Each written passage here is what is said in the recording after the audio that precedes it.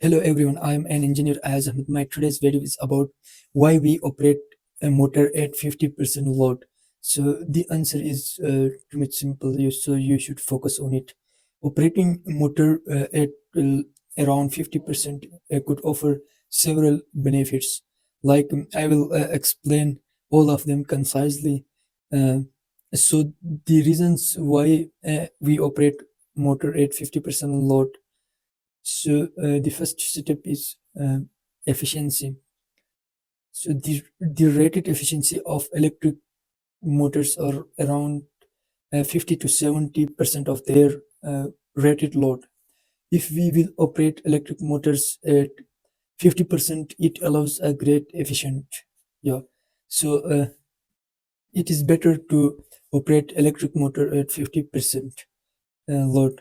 The second step is heat dissipation.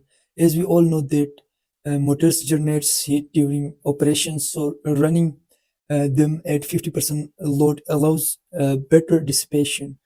So that's why it will not produce heat there. The third step is smooth operation. If we will run electric motors at 50% of load, the result would be smooth, means it will reduce the vibrations and minimizing the wear and tear on them. And so the fourth step is flexibility.